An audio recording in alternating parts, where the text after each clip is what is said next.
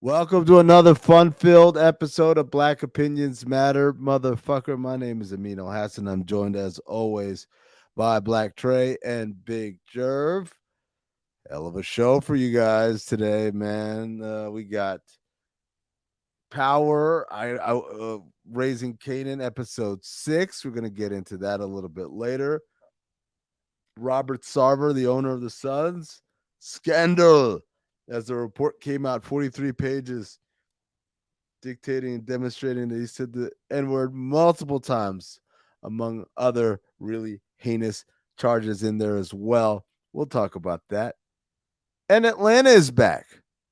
Atlanta's back with 2 whole episodes, and the boys tell me Atlanta's not only back, like as in the show is back on air, but Atlanta is back. The Atlanta that we know and remembered and loved is back the way it was. None of this anthology shit that Donald Glover was trying to sneak beneath the radar last season.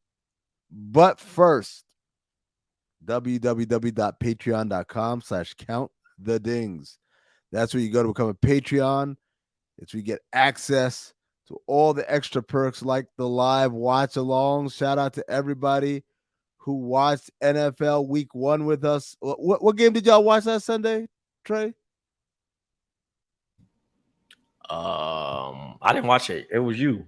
It was you and No, I watched Monday was, Night Football. I did Monday Night Football, Broncos versus Seahawks. But then on Sunday, someone they did one oh, game. I so can't we're remember what it was. no, so we're doing Rams Falcons today. Oh yeah, well that's yeah. Well, by the time they listen to this, yesterday would have been Rams Falcons. That's right. So yes, we're doing this. We're doing this every week. Sometimes multiple games a week, like we did in Week 1. You want to be around for this. It's fun. It's funny. We all get along. Everyone's got a beverage in their hand. It's a good time. Come hang out with us. Interact with us. Do the damn thing. Also, we got the watch alongs for Cinephobe. Excuse me. The watch alongs for Rewatchingtons. That's where Zach Harper and Anthony Mays and I watch movies that we watched previously. And again, we do it live. You guys can sit there and we'll reminisce. We'll have some fun. We'll joke around. Be a Patreon, man. Don't miss out on this extra content. Don't miss out on the overflow where we've been doing Game of Thrones every Tuesday. We review the previous Sunday's Game of Thrones. Don't miss out on the Discord. Don't miss out on all the perks. Become a Patreon, patreon.com/count the dings. All right, fellas. Atlanta has started. Go ahead, man. Give the people the review they've been clamoring for. Jerv, so far, what did you think about it?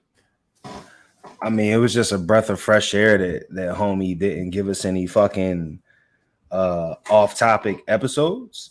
I still don't know what the hell Paperboy's status is. Like, I still don't know if he's, you know what I mean, like one of the top dudes out. Is he freshman is he in the freshman class? Like, I felt like they could do a little deeper dive into that. He's But beyond that, bro. They're rich as hell. Earn apparently has a throwaway car at this point. Yeah, but it's been 3 years. So They said that? yeah. I mean, at this point in time, he's done, you know what I mean? Like the kid is older now. Like it's a lot that done happened. They done came back and did a bunch of stuff. But man, the first episode got straight to it, bro. You know, you got Darius at Target trying to, do the right thing and return a air fryer. Meanwhile, niggas is looting. And he's like, obviously there's catastrophe, and it's like, even when it's like some irony into it. And, if you look at to it, like even when a nigga trying to do right, nigga still gonna do wrong. You know what I mean? The cashier was so spooked out about the whole shit. He like, nigga, are you seriously trying to return an air fryer while everybody's looting? So he's like, continues to do his job, realizes that it don't even matter, takes the money and runs off. So he's stuck with this air fryer. And they spoofed the lady that's in the wheelchair, the motorized wheelchair, with the knife. So the knife lady that got hit with the bag of flour, and spends this entire episode chasing after him. So Darius is like, kind of like, am I tripping or am I not tripping? But this lady is literally going after vengeance of trying to defend this store after it's been looted. They go to Atlantic Station. I've never been to Atlantic Station, but I'm assuming that's a real place in Atlanta. I think so. Like an outdoor mall. I don't know. Maybe Amin could jump in on that one. But pretty much it's a Twilight Zone. And in this Twilight Zone, they're running into all their exes. And at first, I didn't know what it was getting at. I was like, dang, is this like Earn just like he's out with his girl and he runs into a chick that he used to close and like now it's like super awkward and now she's gonna be on his head. But then she runs into an ex and then it keeps going and like I thought that was kind of entertaining too, like thinking about it in that aspect of like places that you don't go and you run into everybody or like the randomest places. And I feel like that for me is like Long Beach. I go to Long Beach, I'll randomly run into like the most random folks ever, dog. Like people I haven't seen, I couldn't even tell you, bro. Probably middle school. I ran into a college teammate. I'm like, what are you doing in Long Beach, bro? Like out of all the places. So, Jerv, is there any place in Philly that you always run into somebody?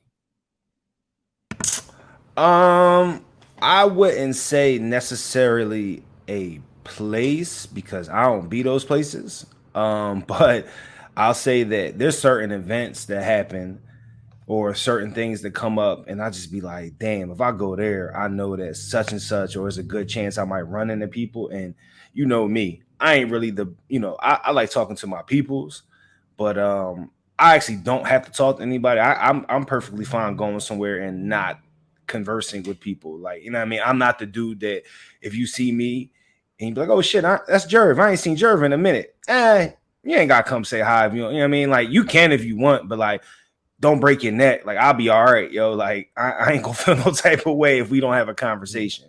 But I would say South Street in Philly is probably somewhere that I generally can go down there and see somebody I know. Not necessarily an ex or anything like that, but definitely a homie or ex, you know what I'm saying? Like, but South Street is definitely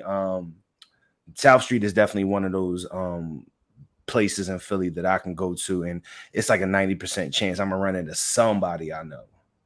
Word. So like all this is connected somehow, some way. You got Darius running away from the motorized wheelchair lady who her battery somehow won't die. She's everywhere. And she's like the turtle versus the rabbit, bro. She just finds her way no matter how long it takes her, right? Then you got Earn and Van stuck in this X loophole at Atlantic Station. Paperboy is in traffic stuck. He finds out that Blue Blood dies, who's a rapper who inspired him, which it's voiced by Earl Sweatshirt. But also plays off another rapper that we know who randomly passed away, but his stuff kept coming out, or we found out that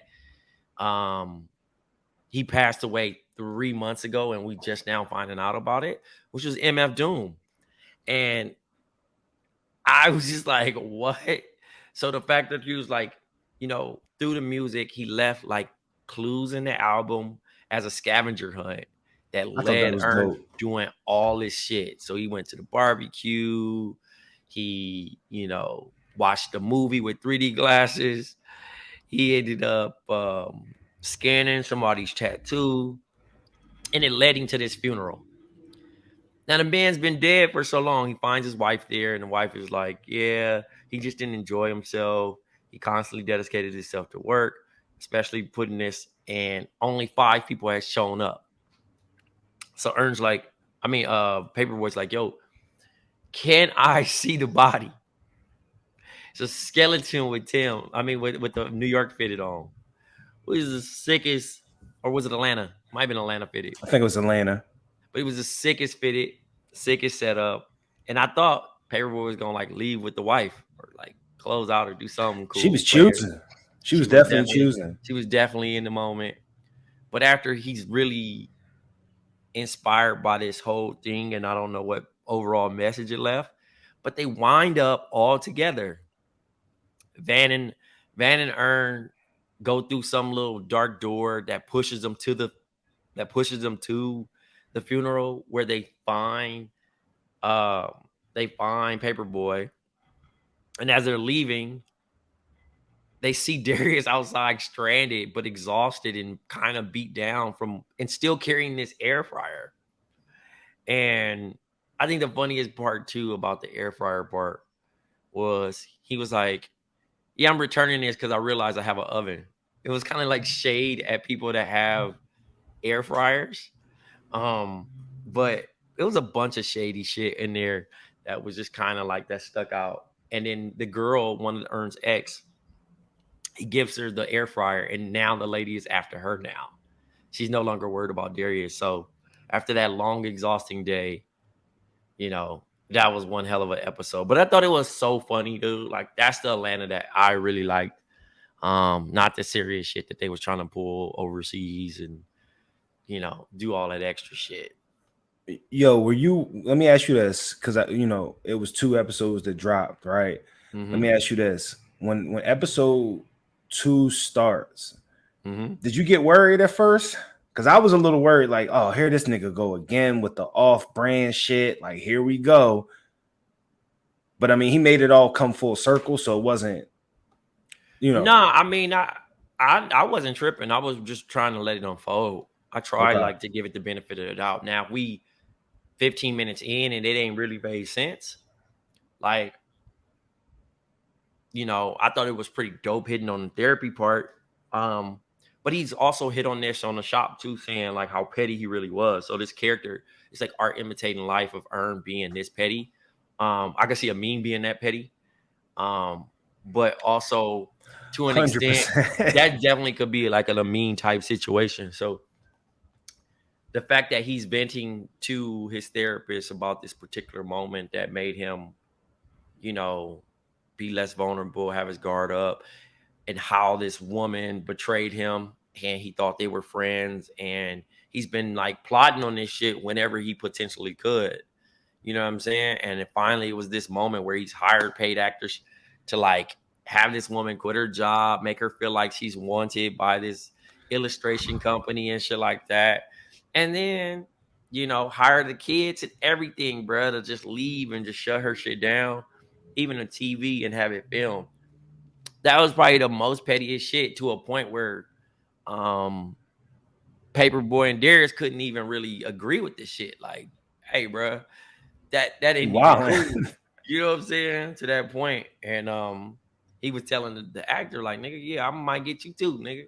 You know what I'm saying? Like, don't fuck around. You know what I'm saying? But the fact that he was even that locked in, and it was crazy because, like, again, it just shows how people will spike their way into success. You know what I'm saying? And different things of like that focus that burns fire into you. Like, you know what I mean? You got people that have different goals, and his goals was Spike. Spike drove him to Spike Princeton, the girl, you know what I mean? And do all these things. So, interesting episode. What were you gonna say? I wasn't too worried. I wasn't the Princeton part. I was like, yo, you know what? I get that shit. Like, they ain't fuck with you. Like, now and for lack of a better phrase, now they on your dick, right? Like, oh, you made it. Now they like, oh, can you come back? Can you speak this? It's like, nah, y'all got rid of me. Like, why would I want to come back there, or whatever the case may be? But I fool with the spite part. The only concern I have with it is I feel like my man Amin needs to be a little bit cautious. Because if, my man Donald Glover, not my man's, but, the homie Donald Glover has shown that he's spiteful. So I don't know if he's ever going to run into Amin or no shit like that. But if I was Amin, I'd be super duper cautious of any gracious. I just think it'd be a spite off. Two niggas just being spiteful to each other for no reason. Amin gonna go broke trying to spite off, but in the process, that nigga gonna be spiting the fuck up, bro. Spite Lee. Spite Lee. I love it. Start calling nigga Spite Lee, dog. It's just so funny, man, when you really think about it. Have you ever been that spiteful? Nah, because at the end of the day, I got a conscience, man, and I don't, you know what I mean? Like, I don't want that karma on me. And I mean, I've done some spiteful shit, but not to that level. I would never do nothing like that because I'm not trying to ruin anybody's life. Like, I'll fuck with you for a second. Like, I'll be spiteful in things that don't impact your life. Like, I'll be spiteful in like Madden or 2K or fucking fantasy football or some shit like that. But like, I can't. I like, she'll never know what Ern did. But like, if she ever found out that was me, I mean, I'm not going to incriminate myself. I'll just say like Ern would have to like literally be on his P's and Q's because I'd be on that nigga's ass. Pause. Yeah, I mean, it was so crazy because when they was talking about it and they just had this random woman in there, I'm thinking like it had something to do with something positive. And the fact that they were like tied in, oh my God, yo. That shit was fucking crazy. And he had that shit live streaming on the fucking like, yo, how much bread do they have? Like, damn. I mean, if he doing world tours, fool. Yeah, that's real. He got to be a big artist, and Ern's getting 15%. Woo. Like, I want to be somebody's manager. That shit is set up sweet, bro. So, he was able to do what he needed to do. And, I thought it was hilarious, too. And funny that niggas is like, oh, this nigga really he using my money, nigga, to go pay, to give the money away to go to therapy.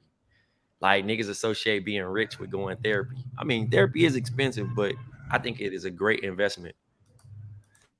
Facts. I mean, and again, I think, for as much shit as we give, well, not really us, it's really Amin that gives Donald Glover shit, but as much shit as Donald Glover gets on this particular podcast, I did appreciate him tackling. I felt like in episode 1, the Karen shit was funny, but it's a little outdated because, again, like we talked about with Flatbush, like we appreciated how Flatbush just went past COVID, but P Valley, made it seem like, we was the shit just happened. So, I appreciated what they did with that or whatever the case may be. But I also appreciated the fact that he tackled a topic that, like you just mentioned, like with therapy, like he kind of, and I hope people were able to peep it. He kind of showed the ignorance on the homie level. When people say, oh, yo, I'm going to therapy. And then niggas just be like, Paperboy, outside of him saying, yo, you, this must be rich nigga problems. The nigga first said to him, yo, you got us. You know what I mean? Like, what you need therapy for. And I think that is the fucked up mentality. Yeah, it's the overall thought process. Yeah, like, and because your best friends or your girlfriend or your brother or whomever, your sister, whomever, like, it's kind of hard expecting them to give you anything other than a one-sided answer when in all actuality the therapist and the homie that played the therapist did a good job of showing what I've at least experienced when I've gone to therapy and stuff like that, which is a neutral mindset of a person that sits there and says, oh, all right, you know what I mean, and and kind of talks you through things. And I thought Ern did a nice job of showing how when we first go to therapy, we too cool for school, right? Like, you know what I mean? I'm good. But then, like, you make a comment and your therapist just unpacks that one comment that allows you to then open up. So I really thought the therapy scenes, outside of him just going to therapy, I felt everything surrounding the therapy, the friends' reactions, and just how Ern went through the process of therapy. I thought that was super dope. I appreciated him making that a topic of discussion. If this is what we're going to get and I'm assuming this is the last season. I think that's what they said, right? And what they're saying is the last season.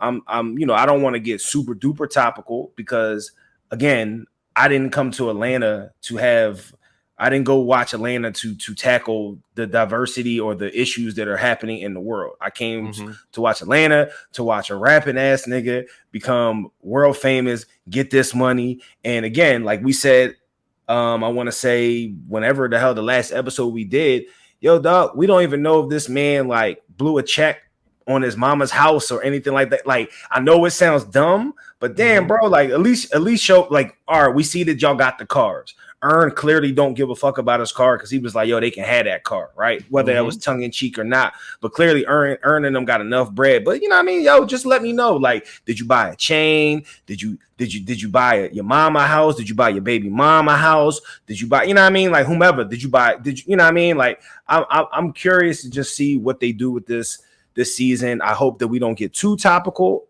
you know what I mean, with all that's going on in the world, because while I think that it's important that people represent that on television and give us, you know, the ins and outs of it, but you know, at the end of the day, like I just want to know what Paperboy has done, and in 2 episodes we still haven't gotten anything out of Paperboy other than him going on the search for you know, the fake MF Doom character. Again, I thought that was dope.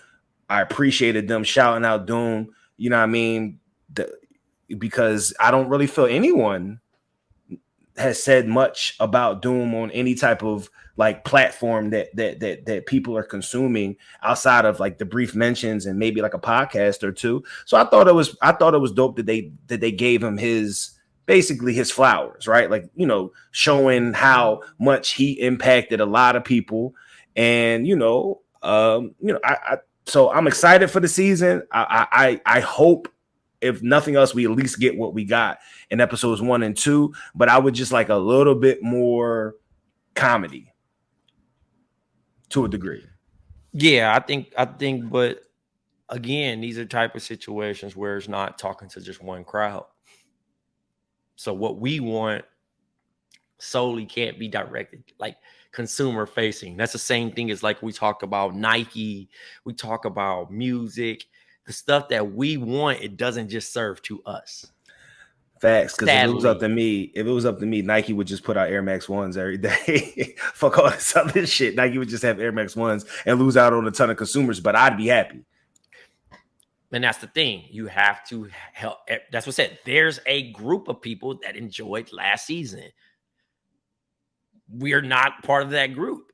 We are definitely not a part of that group. We just want a certain part of the other stuff, which everybody else is like, yo, this is profound. You know what I mean? We just want the humor, bro. He's tackling all the topics and he's say that shit for CNN or some shit, bro. I just want to laugh and I want to see some ratchet shit.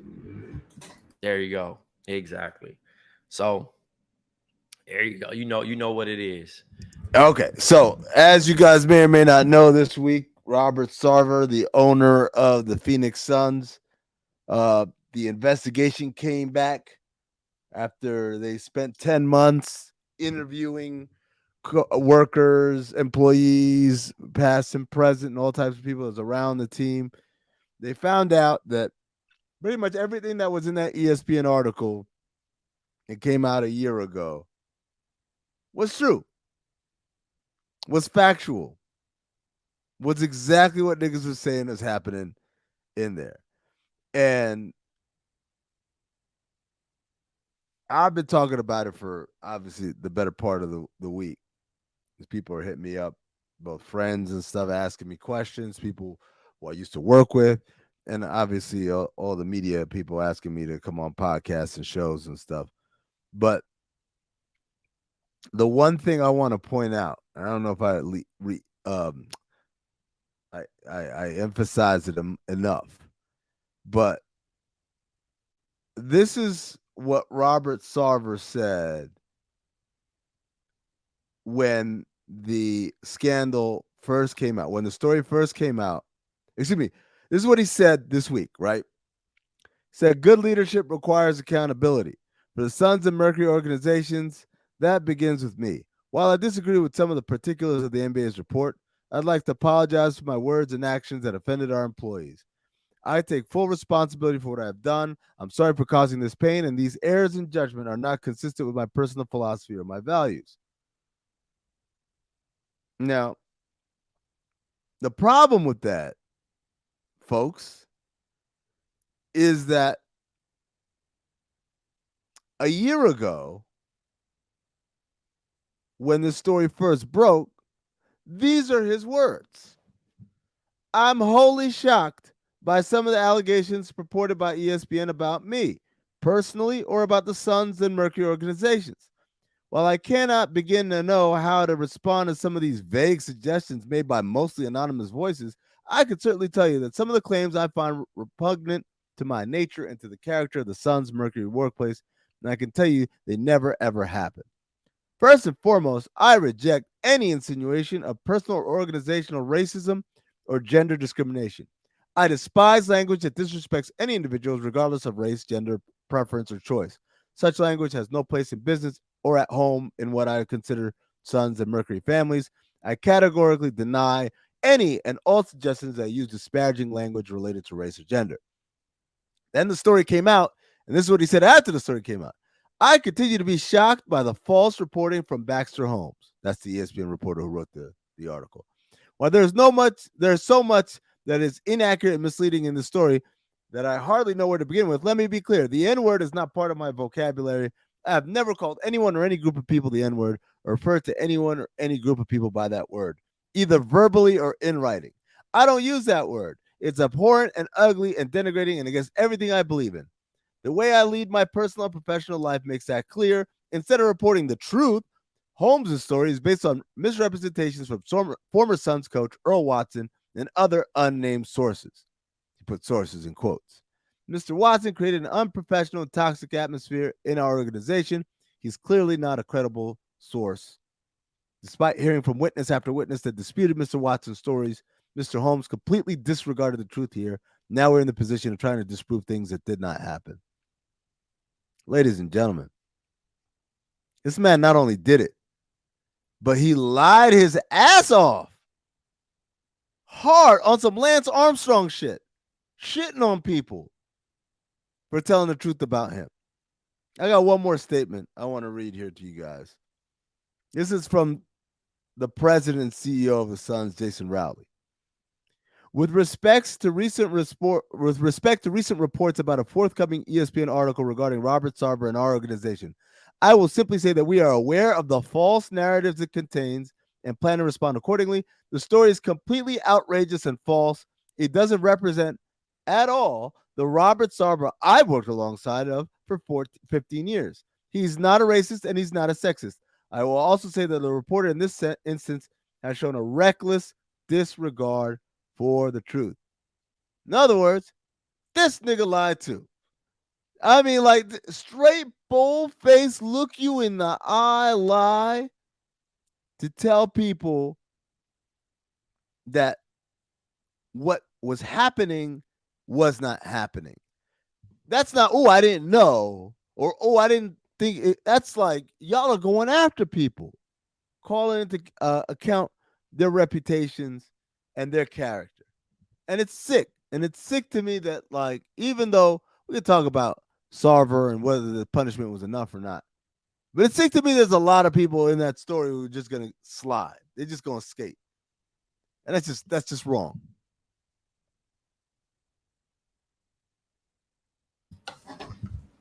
That nigga, whatever he said, he did that shit. That was the perfect time to use that. But you're right. I mean, and I honestly, I think this would have swept under the rug if LeBron doesn't tweet. That's the crazy thing about it, because I look like at it a year ago. You mean? Or no, I'm just talking about this constant, this 1 year slap on the wrist. I don't think we're done with this. Oh no, I think it's a plan. Yeah, I think that wasn't like LeBron tweeted and everyone's like, hey, let's do something. I think like they planned this shit. LeBron. Oh yeah, no, this banana boat shit. Yeah. I was waiting on it to trickle. Like, all right, but Yep. Chris Paul was actually doing some organization shit, so he didn't really have time to like really kind of respond to it. And then it came out, and then from there, you know, again they putting more pressure. Obviously, it's a good old boys club, but like, it's ugly. It's ugly. It ain't one of them ones where you can be like, and I think the owners were a little mum about it because you don't want to throw rocks at a glass house, and he might burn it down. That's the lunch table, buddy. That's the lunch table. You don't want to laugh too hard. Like, what you laughing at over there? I know you ain't laughing. I know you ain't talking as much shit you've been up to over there. There's a lot of skeletons in them closets, man.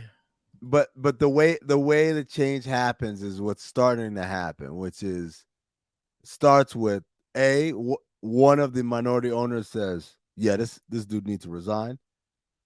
And then B, sponsors, because the PayPal who sponsor the patch, and they have a lot of other sponsorship deals around the Suns organization and arena. They say if he's back, we're out. We're not going to renew. And so other sponsors follow suit, because someone pointed this out to me today. Actually, Jason Jackson told me the NBA didn't kick Donald Sterling out or force him out. It was Shelly Sterling that made him sell the team. The Hawks, when they had their scandal, they weren't forced to sell. They sold on their own. The Panthers, when their owner, Jerry Richardson, had his shit go down, he sold on his own. Typically what happens is the scandal comes out, the league is like, this is very bad. And then the sponsors start being like, I don't want to be associated with this guy. And once the sponsors say that, then it turns into, dog, we can't make money. Like, these are our revenue streams, and they go away. So, if something's going to happen, it needs to happen with this momentum right now. Because if he come back in a year, man, ain't nobody going to remember. Look, I told people, man, I'd be surprised if people remember past week 2 of the NFL weekend. Right? Like, games are kicking off right now. Ain't nobody, like, we got to have a whole slate of news stories for next week that are all NFL related. I'll be real. When the news broke that the punishment was coming down, I forgot all about it. Just to be honest, I forgot all about. I mean, it was a year ago, right? Like, and a year ago now feels like fucking 5 years has passed, or whatever the case may be. So you're right. Like, if by the time if anything happens, people are going to not everyone, but there's going to be a large population of sports fans that are literally going to not remember until someone brings it up. Right. You know what I mean? Oh, That's no, real. it's gonna happen. It's gonna happen. It's gonna happen. It's gonna be I don't know, between the Nets and this. No, it's gonna happen because it's about to, I don't give too much, but yeah, I'll text you, nigga. But something about to happen. Just know.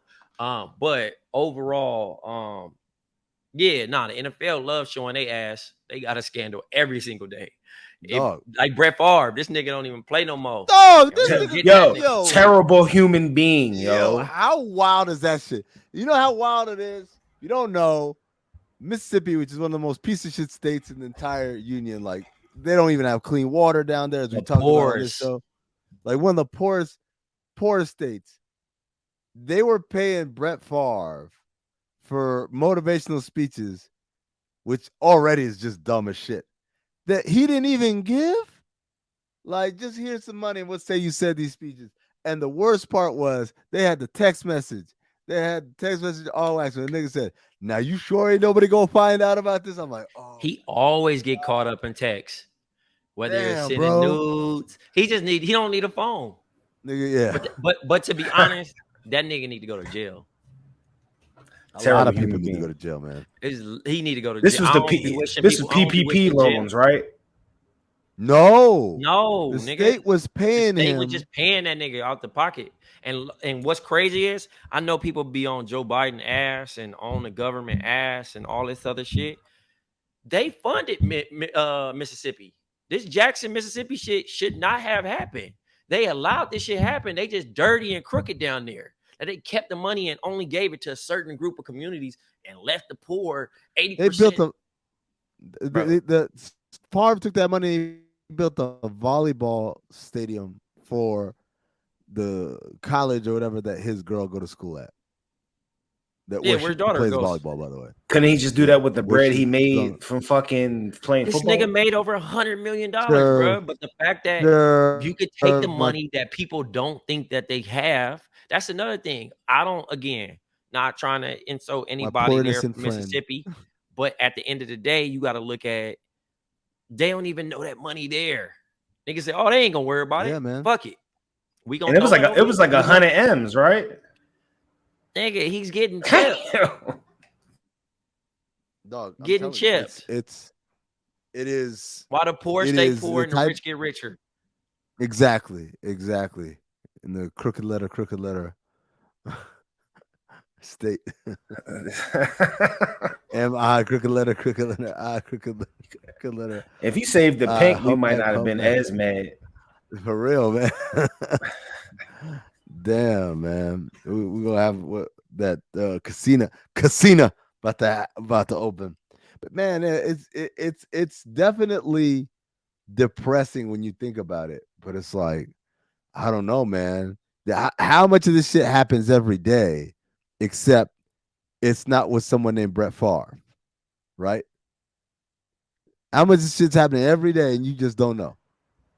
I mean, I've worked in local news lots of years. If you watch local news, this shit happens all the time. There's always a politician or a wife or a husband or a sister or a cousin or a nephew of a politician that's always getting caught up in some type of scam. So you're right. This shit happens all the time. I don't necessarily think it's 100 million.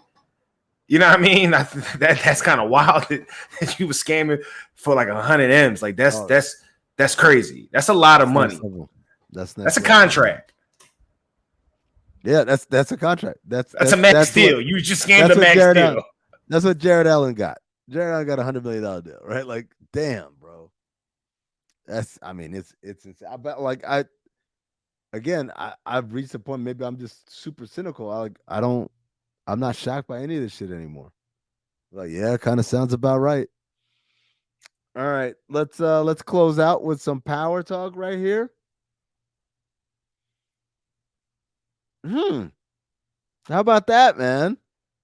That interesting episode. Nique trying to play chess, not checkers. Dog, that was a crazy move. That is a great move, except for the fact that like we didn't know that he was cool with the Italians until literally like this episode. Yeah, he never. Bro, I mean, like if they had set that precedent like season ago. I knew the episode prior to. Yeah, we found out last weekend. When Warrell got them robbed. When they made him get out, they had met already. Him and Nique had met and kind of planned this, where he kind of told him about Rock's supply and had them rob. Oh, yeah. And tipped off Warrell's drive to Jersey. And he gets out and he's like, and they're not even going to like harm him or grab him or do anything. Right, you know what I'm saying? Right. So Nique, that was his plan initially. You know what I'm saying?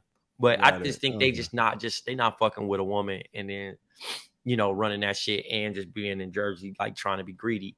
So Nique brilliantly got his way into the system.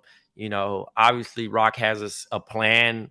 Her plans never really go as planned. They're very wild and cost people a lot of shit on her way of doing things. She's a bad boss like fucking John Gotti.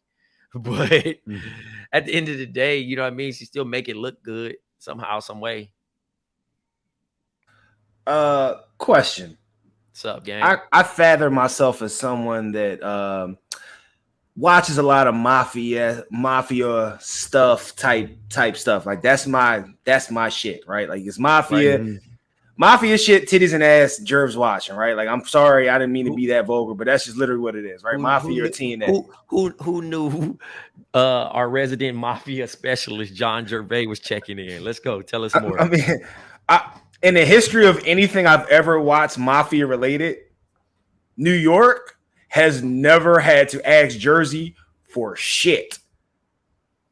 Like, no one from New York respects the mafia from Jersey. Like even the Sopranos, they didn't look at them as a family. You know what I mean? They always refer to them as a glorified crew. Now I get it, it's a different time. The Italians grew up with a lot of Italians, had some, went to school with Italians that had that were related to like the big name mafia guys. So like right. I know how their mind frame works, so I know the whole darker skin complexion really plays a role with mafia people as far as they don't fuck with moolies. Just go ahead and right. The eggplants, you know what I'm saying? They don't fuck with us. You know what I'm saying? And then you add a woman in charge, especially back then. That's even crazier to them. But I don't don't understand why a crew that looks like they're running multiple boroughs in New York would have that much issue with Jersey. I can't see that. I'm gonna push back and say the mafia is still a mafia, Jerv, regardless of however you think about it. You know what I'm saying? Okay. But this is 1991, right? Yeah. So we don't know what this quote unquote is, and this is also in the words of Amin, power. Oh, it's power, bro. So cool. We just into the storytelling. We're bringing in a new group because we accidentally killed off some people that actually could have potentially been villains in this shit. So we need new villains. We need new villains. We need them to show up all together, 17 at a time in like 5 cars at all times. I've never seen those. I've never seen anyone have those type of limousine type cars other than mafia people. Like whoever made that one, they made it specifically for mafia. Yes, the Stretch Lincoln, the Stretch Town car, whatever it's called. Yeah, that's funny, man. Marvin finds out that Jukebox mom's home. I thought he was gonna harm her. Why did Jukebox really like have mommy issues to that point where she gonna wear dresses and shit? I'm like, why are you doing this? Yeah, nah, they forcing it. They was forcing it, and then Lorraine is coming Laverne. And it's so crazy because I was funny. Her Apollo crew seen her out with her mom. Hey, like, you buying shit now? That shit was funny. This show had like 2 funny ass lines. Or 3. The jail shit with Famous. Oh, 4. Yeah, man. Yeah, there's a bunch of shit. Okay, so the jail shit with Famous is fucking hilarious. It's like Streets Need a Body. It's like, yeah, you know this shit. Shit trash. This shit's trash. That was a Jerv line too, by the way. That was definitely me right there. That nigga looked like Hispanic Jerv for sure, with the beard and everything. You had the dude whose name escapes me, who's like the guy who collects the art, backhanding. Like, you give me a hand. Oh, he slapped the light skinned nigga. That shit was so funny, bro. That nigga got up. He was like, yo. Light-skinned niggas is really disrespected in this version of Power. 1991, bro. I know, and we're fresh off the 80s, and y'all dark-skinned niggas was not happy with us anymore. Man. Y'all had 10 years of El DeBarge and Al B. Shore. Y'all niggas just like fuck y'all, yo. Like that nigga slapped the shit out that nigga. And Rock was like, But what's he gonna do though? Let me ask y'all this before we go on, right? Maybe not you, Tray, because it's hard for you to put yourself in the civilian mindset, right? But if you can just be a normal human being for once, right? You just got a 9 to 5, and you're there. And it's Cartier. Cartier's the name. Cartier. No, Cartier. Okay. Right, yeah. So insert whatever city you live in, and one of them niggas is in the building. Right. He backslapped the shit out you. Like, you just got to eat that, right? I mean, I guess if I'm just an art dealer or a nigga that just help. Yeah, you're not you, right? You're not Trayvon Edwards. You are a civilian. Yeah, no, I'm getting slapped, nigga. That's it. I'm a peon, nigga. Just getting slapped, nigga. I'm gonna hold my face for a little bit because that shit hurt. Yo, getting slapped his ass. You gotta also do the Damon Wayans and Blank Man. I was like, slap me and call me Susan. All right, Susan. You like that, Susan? He slapped the shit out of him. Oh my god. The other line was when they got robbed and they're looking through Famous crib for like some weapons to go get him. So you got like a bat or a knife or anything? It's like, no, I don't play baseball and I don't cook. I'm sorry, I'm not that Spanish. That's real, bro. That was a great line. That was like a great little spot. You brought that up. Mom Dukes, total she gotta creep. get the yams. She is a total creep. Like Kanan ain't nothing but like a sophomore, junior in high school. Listen, Mom's junior now. All right, Mom's is semi, like not even semi. Mom's a guard. Like I think we can agree. Mom is way better than the daughter. Listen, she might be 37, 38. I had to dial it back because we have Mr. Edwards on I don't want to be disrespectful. You know what I'm saying? Like I know, we all got different tastes, right? And much to the contrary of most characters in Power, I don't know if you guys noticed this. Most female characters in Power don't have cheeks. Like it's like a modest cheek. Juke was cheeked up though on the sneak. This shit, when she turned around, I was looking at that. I was like, she can sing too, by like really sing. I don't know if y'all saw it. She popped up on my like the algorithm now makes her. She's on my Instagram feed, and she can like really sing. Now we can see you going to lift weights to her music too. Nah, dog. Nah. 7 pounds of pressure rolls, bro. Don't do that. 7 pounds of pressure. TV cast stalker. You support Zeke too, nigga. Zeke, nah, nigga. Oh, man, I miss Zeke, man. I miss Zeke. I'm so mad. Like, cause he died, right? Didn't he die at the end? Yeah, he out of here. Yeah. Dog, man. That nigga got shot like Omar Epps, nigga. Don't Be a Menace. When the white sniper shot him. Yeah. Like, yes. Nah, man. I'm gonna miss Zeke, man. I just remember if they it seems to me like an inside job. Fuck them niggas up with that one. Fuck them niggas up with that one. Also Lil Young, bro. He's still killing me. By the way, his new shit, like the fucking Jameis shit he be doing. Genuine too. Like, no, but the Jameis shit is funny for real. Because Genuine just be doing weird shit, you know, like dancing. That Genuine shit is that's just marketing, bro. Like, it has to be. At this point, he's just doing shit just to do it. But the just fact to that go viral, the one where the nigga lifted his legs up was crazy. That's a wild move. That's a wild position. That nigga. That's I know exactly what it looks like. Nigga said that nigga did like he was doing a vacuum. Nigga said. Yo, sick nigga, man, for lifting your whole bottom up off the ground, brothers.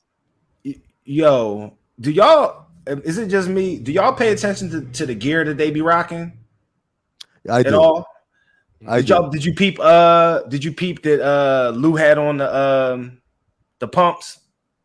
Yeah, the Reebok pumps. Yeah. I mean, I thought that was, but here you go. I appreciate that though. I mean, they're trying their best, bro. They're trying to. I'll tell you, they're trying their best. But I don't remember what week it was. I watched Clockers. Did we talk about that last week? Talked about it. Yeah. And I said I never watched it.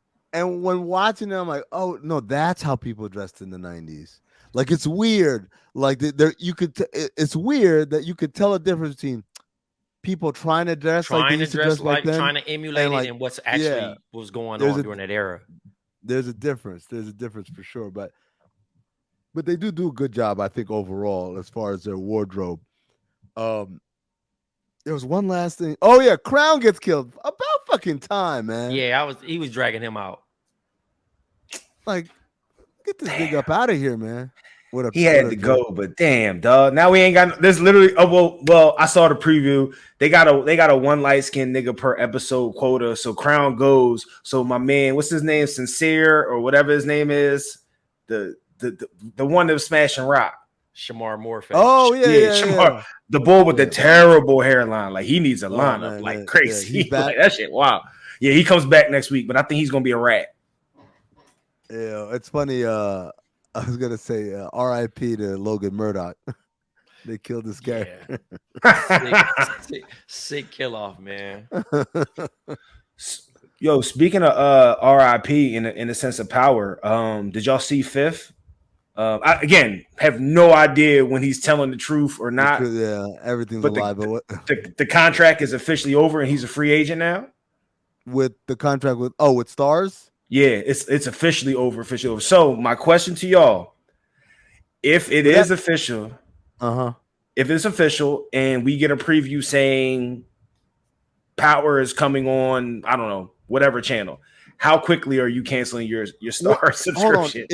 Hold on. Is the contract for the new shows he creates? Because don't the existing shows continue? Or all of them are like BMF. All of them are coming up off of it.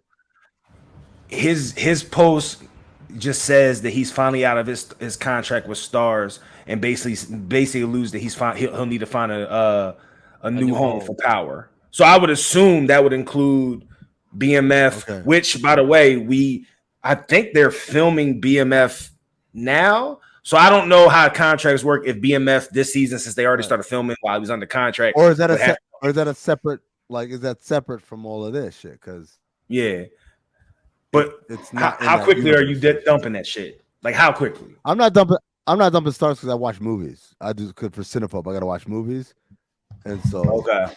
like I have all the movie channels for that reason. The question isn't that, Jerv. The question is, what? Yeah, man. I got Showtime. I got HBO. I got Cinemax. I got Stars. Now what else? I'm laughing at something else. Go ahead. I know. I'm trying to cover. But the question, Jerv, is if they create a power app, are you subscribing to that? I don't want to, but I got to, right? Well, I ain't subscribing to shit. I'm gonna find me a password. Yeah, probably. At that point. I ain't subscribing to this shit. I only watch it on Hulu anyway, so I ain't never had that shit. So it wouldn't work. How quickly is it on Hulu, Trey? Like, is it on Hulu just as fast? Oh, I didn't. Well, then I'm good. I got Hulu. Green light gang. Hulu gang. You gotta do an add-on though. So I added it on for like $4. Not free, Jerv. I'm not doing all that shit. I'm not. Back to square one for Jerv. Password. Somebody slide me that password, bro.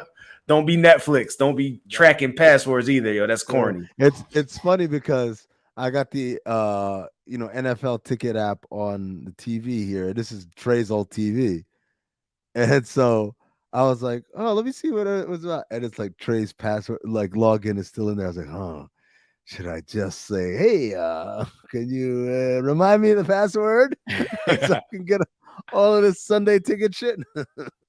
Trey come back and all his profiles is different. Amin has a profile on this shit.